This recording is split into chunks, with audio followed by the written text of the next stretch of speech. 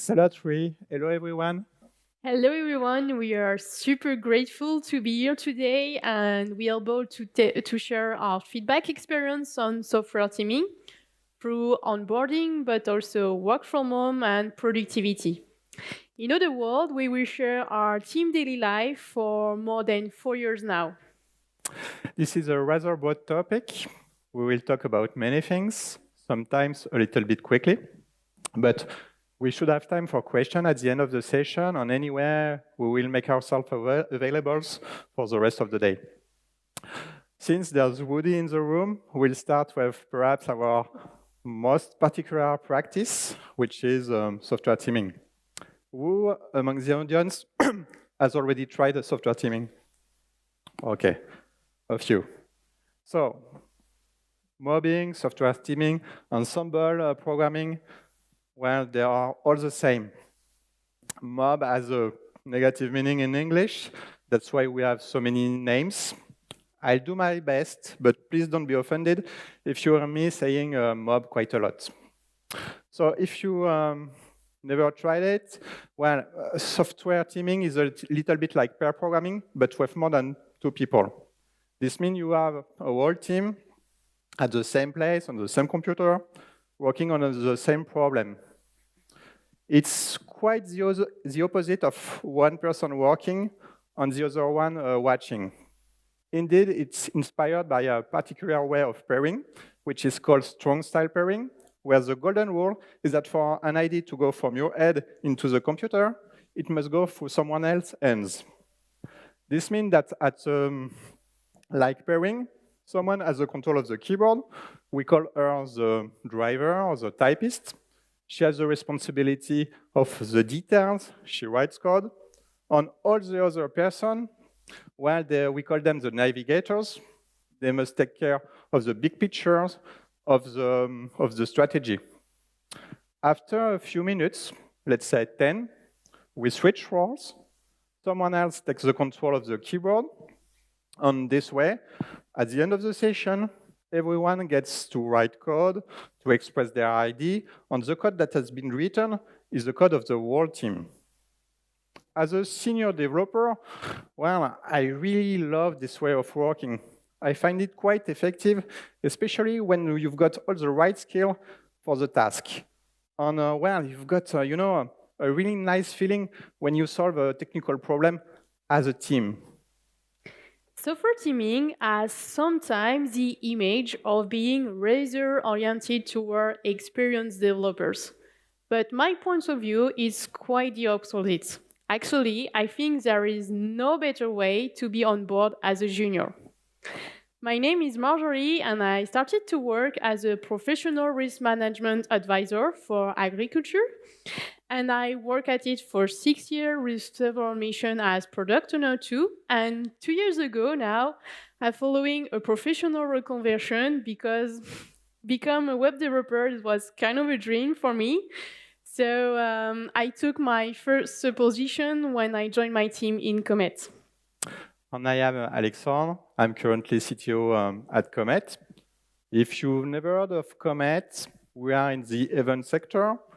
Well, we have really nice, really cool venues in Paris, but also in Brussels, in Madrid.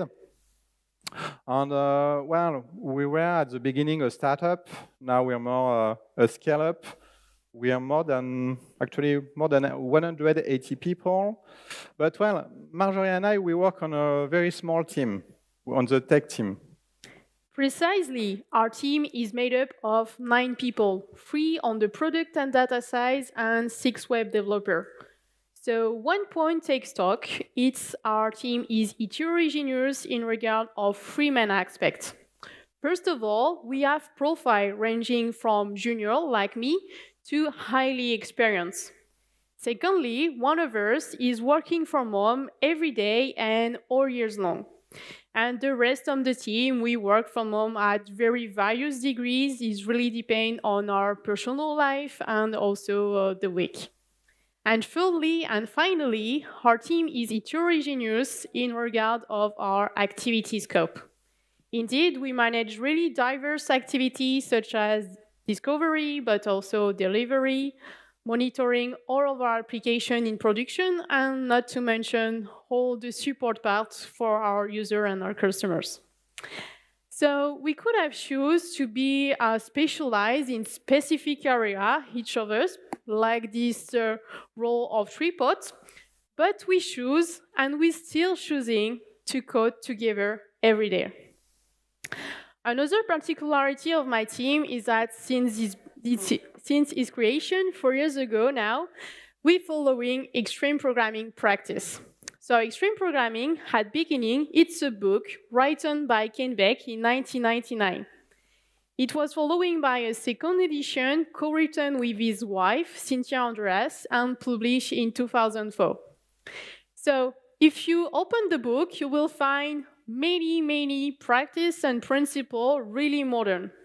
On the code, for example, you could find test-driven development, or better known as the acronym TDD, but also a trunk-based development, or the idea of single code base. But now, if we take a step aside, there is a part of extreme programming that are less famous, but in my point of view, really deserve to be known. It's the value. And behind the word value, you could find the idea of feedback, simplicity, communication, respect, and courage. And this is, for me, this little brick you have in your team to build a solid and long-term team. So extreme programming and software teaming, it was for me the usual way to code, because I following a professional reconversion. So at beginning, I didn't have much to compare. So for me, it was really the norm, the usual way. But when I started to talk about it around me, people were intrigued, actually, especially when I say I never do pull requests. I never do code review at all, because we would like to avoid as much as possible all the asynchronous working in our team. There is no branch at all also, because we don't want to manage hard and difficult conflicts in the code. And I'm never alone, because I always either in pairing group or in software teaming group. So yeah, people were intrigued, and one question kept coming up. It's how did we convince our board, and how did we set up our team in Comet? I guess we were quite lucky. Everything began in 2019. At that time, I was already moving, but I was in a tiny startup that was not in a really good shape. And I was lucky enough to meet Nicolas, one of the founder of Comet. And I met him because he had a new business idea for Comet, and this business idea, needed a software product. At that time, there was no software team within Comet. Nicolas had never worked with any software engineer. We were really starting from scratch, from a blank sheet. So we met.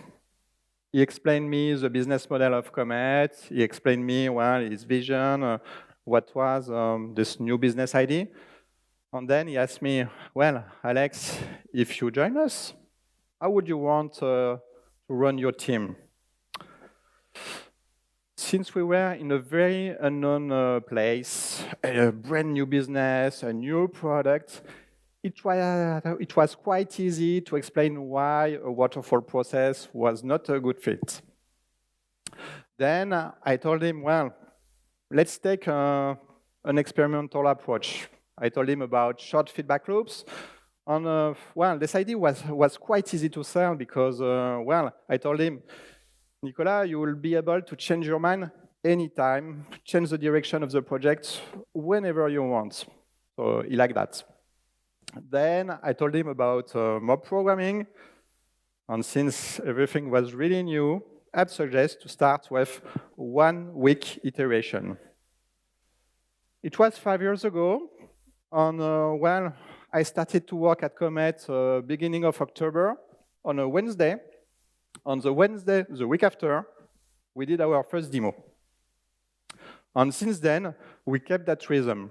Many things have changed in the team, but we kept that 1 week iteration. And we switched from Wednesday to Fridays, for demos, but otherwise we've we've kept that rhythm. And looking back 5 years ago, well, it was essential to build a trust relationship with Nicolas. And you know, when you deliver value early each week, many annoying questions about productivity, many concerns, well, they just fade away. But you may think, well, 1 week, that's quite short. That's true. You cannot procrastinate. How could it be sustainable? For us, one of the keys is simplicity. And simplicity doesn't mean easy because, you know, we are engineers and we like big, difficult, challenging problems. And simplicity, when you are a junior, hits hard. This is the reason why I really want to talk about test-driven development today, or better known as the acronym TDD. So you can find many different styles of TDD, but the main principle remains the same. It's a cycle. And above everything, you start by writing a test, a red test, which represent what you want to implement, And after, you start to write your code. And the first step is to refactor and improve your code as much as you want. And you can restart at the beginning by writing another red test. So why is it interesting when you are a junior? But first of all, it allows you to structure and frame a problem, and is not always obvious when you start it. It also allows you to segment a complex problem into a set of sub-problems that are easier to solve. So naturally, it will improve the quality of your code. This is also a good start when you are in a software teaming group, because when everybody is agree on this first red test, you know that everybody goes in the same direction. And it's also made counterintuitive to you, but tests are living documentation. When you navigate into the code, you could find cases that have been tested in the past and the choice, indication on the choice that have been made. So it's really resourceful. But simplicity is not just for the code, it's applied at every level.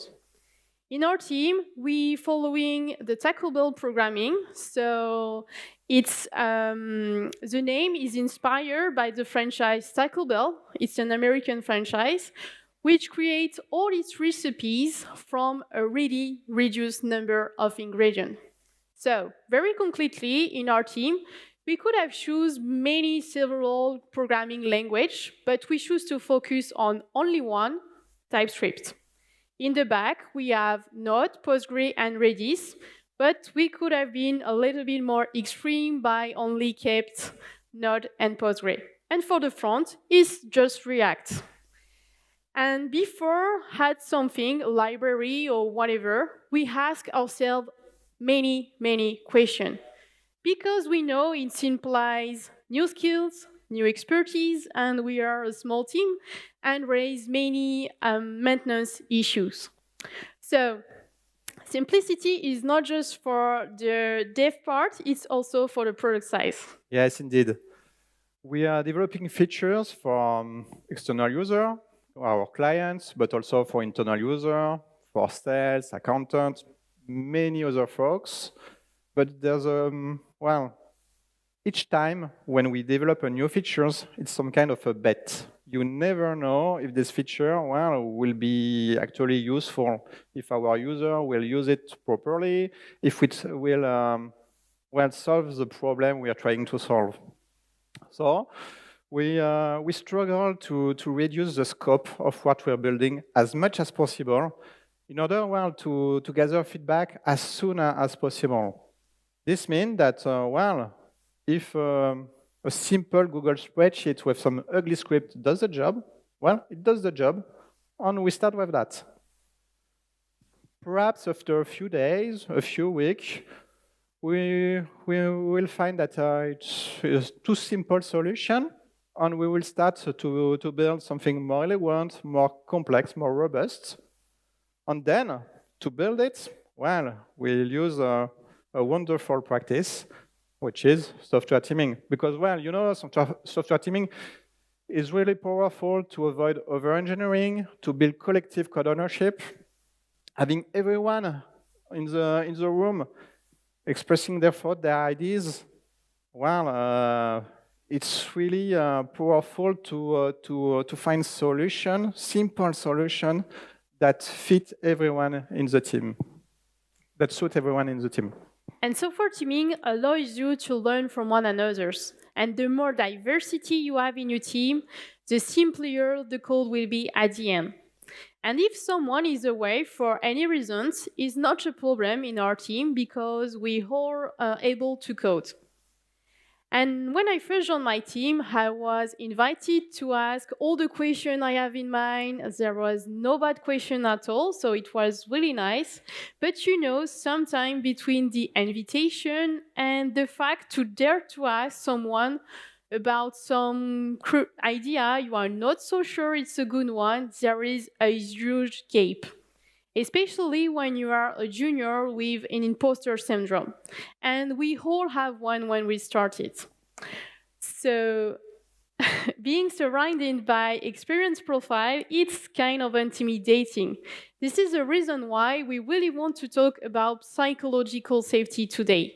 So psychological safety is a concept described and widely studied by the Dr. Amy and Monson in the 90s.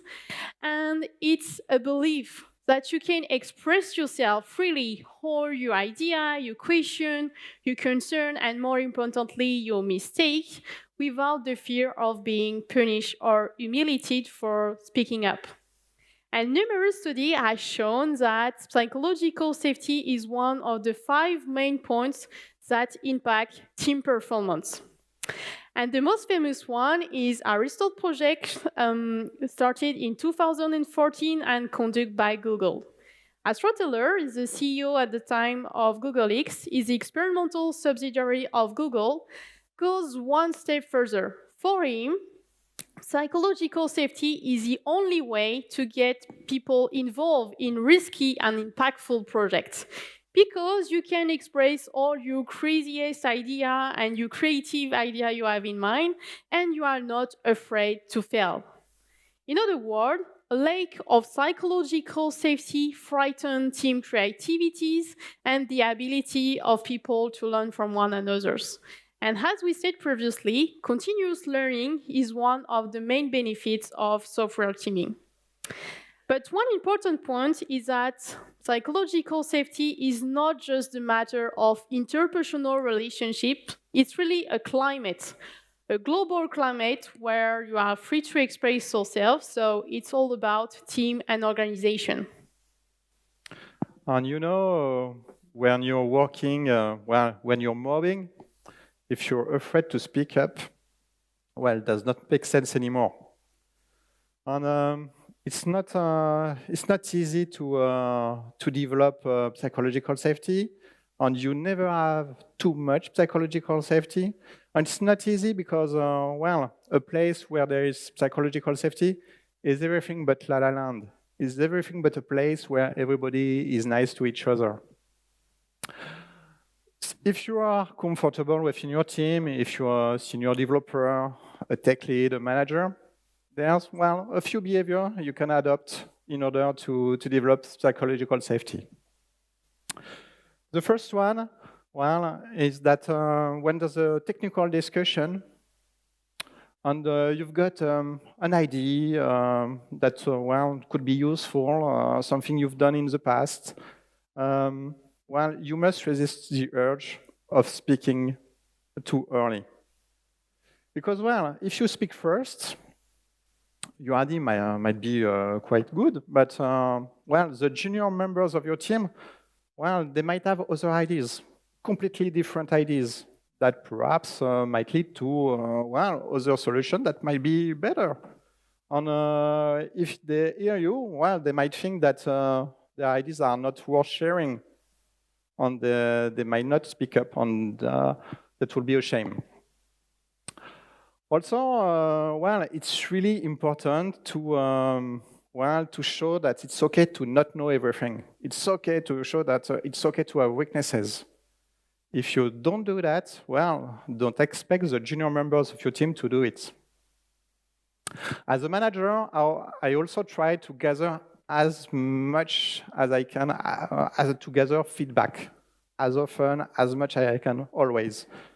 At least once per week, I ask all my team members, let's include you, Marjorie, if I messed up, if there's something I could have done better.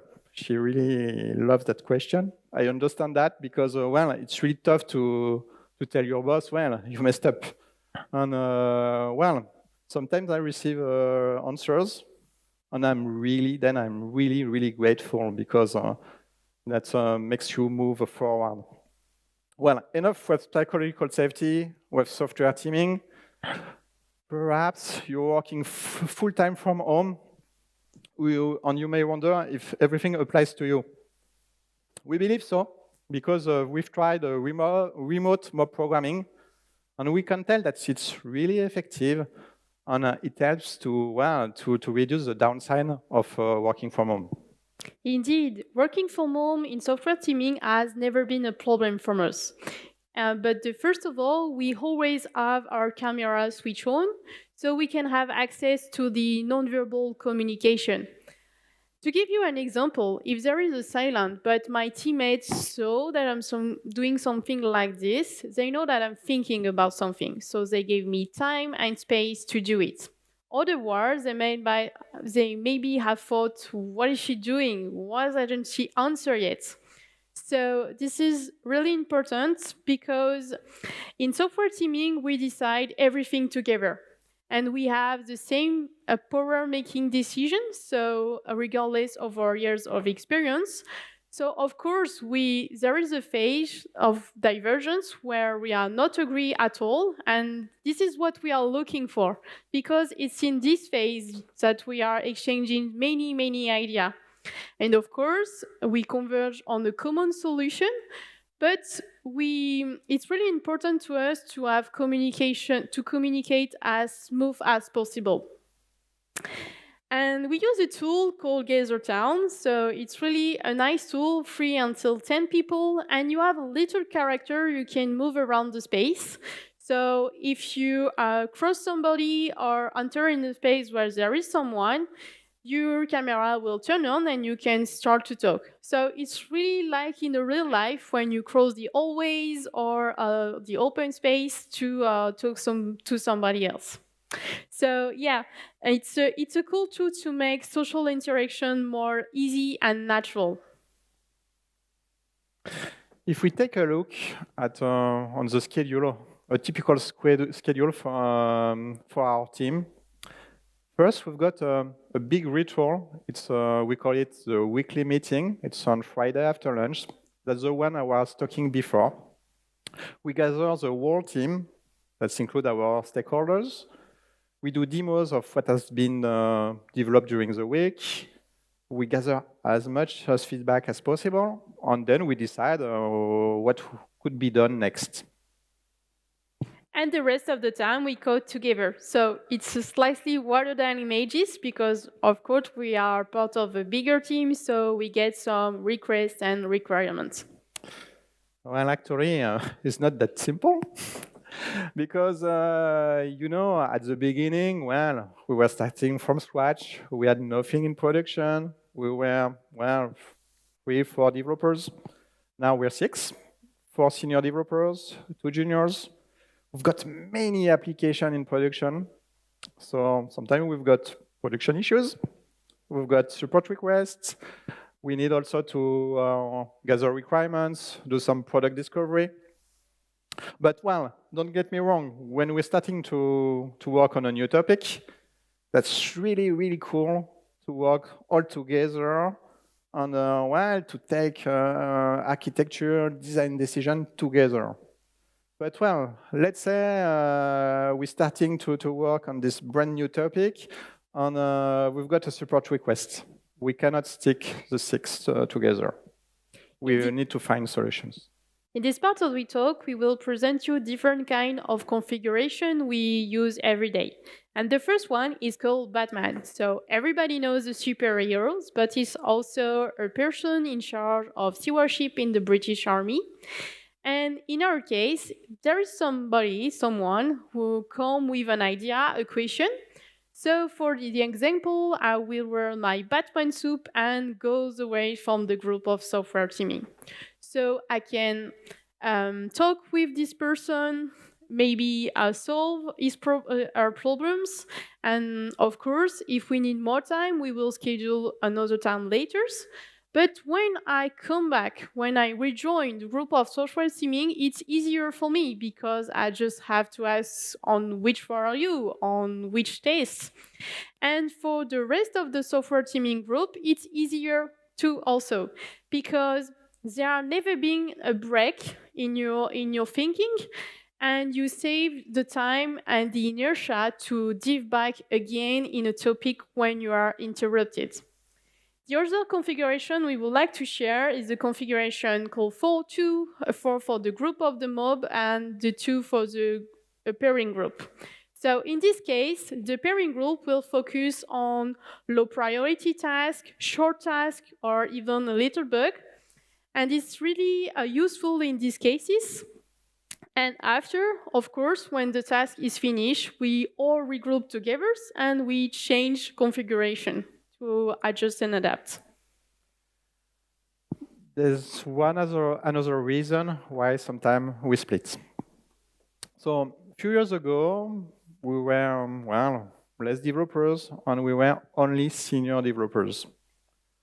As a mob programming fan, I was thinking, since mob is so great, so awesome for sharing expertise, sharing knowledge, if we hire someone new, a junior, she will learn really, really fast.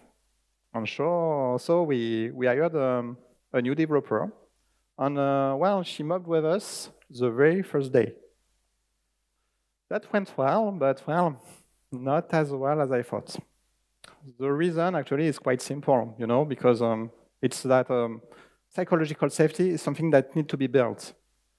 It's not easy as a new member of a team to take the keyboard and to have everyone watching what you're doing, and you barely know your teammates at that point.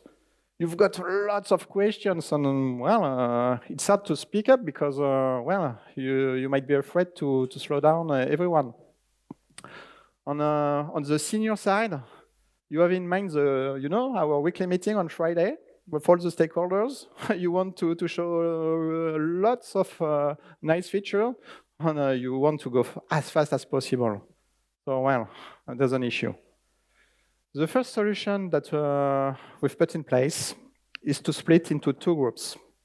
One group of senior going as fast as possible on the highest priority task of the day. And then another group with the junior members on at least one senior. And this group is focused on learning, on increasing the skills of the juniors. This group works on a lower priority task, but on a real task. And the junior, they can ask as many questions as they want. And as a junior, I will spend more time behind the keywords. So naturally, the rhythm of the group will follow mine. And it's also a really good indicator to know if the code is simple, because otherwise I will have trouble to implement in it. When I first joined the team, before starting to code, we took a little time where I can ask all the questions, to be sure I understand the concept behind the code and also the problems. So this is no longer true today, but still I always take a little time to think how I will handle the ticket by myself, just to know the different points of attention and the file I would like to work on. So the idea behind it's in both the same. It's to make as smooth as possible the time where we are all together and as enjoyable as possible, because software teaming is really fun. But after a few months, I started to wonder if I will be able to do it by myself, because I was always surrounded by experienced profile. So I share my fear and my concern to Alex, and he suggests to me junior pairing. And I was really happy to talk about it today, because junior pairing was really huge for me, really important, because it helped me gain confidence and reassure me in my skills. So I won't lie to you, of course, we took more time, is that true? But at the end, it's okay, the result was fine, were fine. So to share an anecdote with you, at the beginning when we're starting to doing that, we work on a ticket and we solved it a little bit too quickly. So we are not so sure, so we restart at the beginning, but it was fine the first time. So it's really important. If you have some junior in your team, maybe you can try. It's really resourceful when you are juniors. So we talked about some team setup we've used. Obviously, there's many more. I guess it's up to you to decide what will work best. It's up to, and you are the best person to know which will work the best in your context, in your team. Sometimes, we split for another reason, just because, some of us work from home, some of us work from office. And it's not really convenient to have some kind of an hybrid group mobbing together. So we split, a group at home, a group at the office. But when we split, we try to work on tasks that are related. We try to what we call swarming, in order to have one single topic, but that move really forward and that will go to production quite fast. If we go back to our schedule, we've got each morning at the beginning of the day a really classical daily stand-up when we exchange with the product folks. We exchange on what has been done the day before, and we decide how we will work during the morning, if we pair, if we mob. And then, since we don't mob each morning, we do a kind of second stand-up after lunch to exchange among developers on technical issues or surprises we've met during the morning. And it's also a good occasion, to decide how we want to work during the afternoon. We also have a bi-weekly retrospective. So the goal here is really to take stock of of the past 2 weeks, but also express what was working and what was not working so well in the team. And after, we take a few actions to focus on the next 2 weeks. So the aim behind it's really to improve and streamline our work together and make as smooth as possible, but as I said previously, as enjoyable as possible, because we really to keep it. You may be thinking they are never alone, so when I can experiment something by myself. So we have this time on Monday morning called Slack time. It's an extreme programming practice. It's a time just for yourself. In my case, I do kata to improve my skill, but you can experiment a library, do research, whatever you want. It's really a time to learn.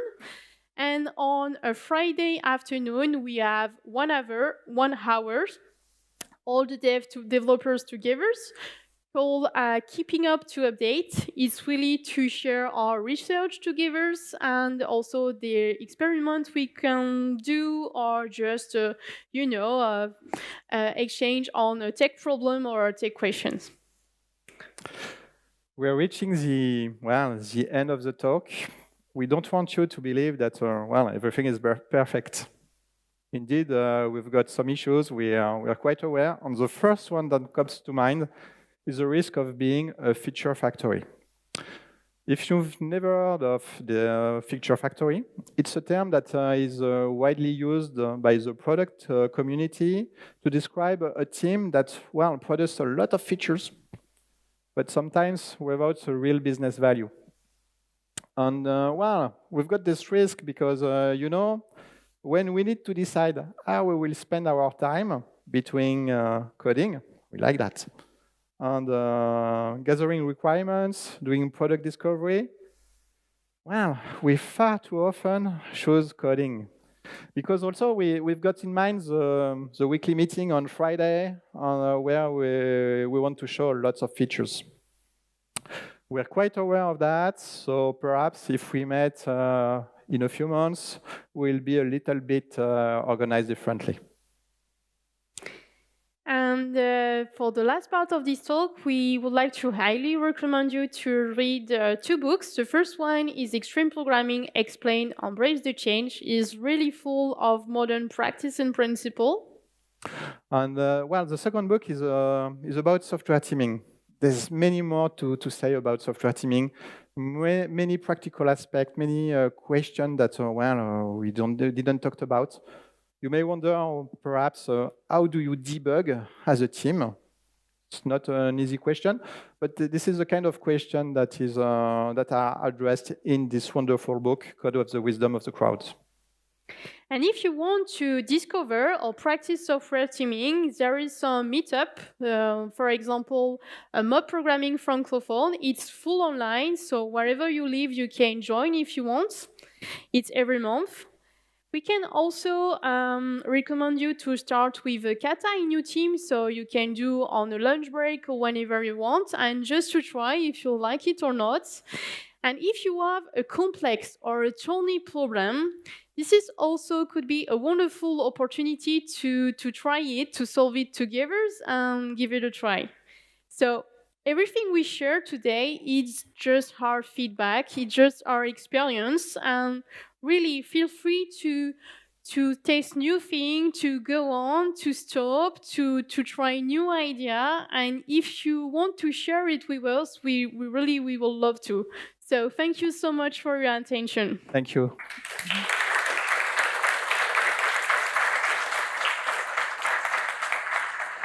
If you want to go deeper, some resources, obviously, if there's someone to follow on the social network, it's Woody, and some posts on French videos.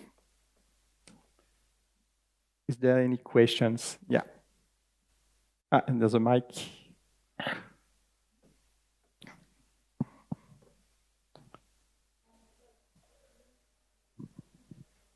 Hello, thank you for the presentation. Maybe I missed something because you said that someone said that, okay, they produce a lot of feature, but there's not a lot of value. So maybe I missed something because I said, so what they ask you to do the feature if there is no value? You want to go first? Or? Yeah, I will go first. Okay. Our meaning was more about the risk of being a feature factory. We try to prioritize and do as much as possible discovery, but we have only one product manager in our team. So the web developers like ours also do discovery. So it's just be careful when we choose to be sure there is value at the end. And it's also the really small cycle, the weekly, it's help us to be sure it's the case, because we have feedback very fast and we try to have feedback as fast as possible. Between the week, we also ask customers and users to be sure we are aligned with their needs, but sometimes it's not always completely perfect. If I may, there's on the product community, we often talk about feature factory and also the hypo syndrome, the highest person opinion in the room. And when we met the stakeholders, for example, Nicolas, don't get me wrong, well, don't take it bad, Nicolas, if you hear me. Sometimes Nicolas, will ask us to develop a feature, he's the boss. But if you're asking to develop something for our external user, perhaps it's a good idea, perhaps not. And if you don't do product discovery, well, it could be not so good. And in my case, I really, it's really important for me, accessibility for everyone. And we would like to have as much diversity feedback that we can to be accessible and inclusive. But sometimes you have to find the balance between the time you have and the feedback you can have. So it's, it's kind of challenge, but we try to be aware of that risk. My time for a last question. Yeah. I don't know where the mic. The back.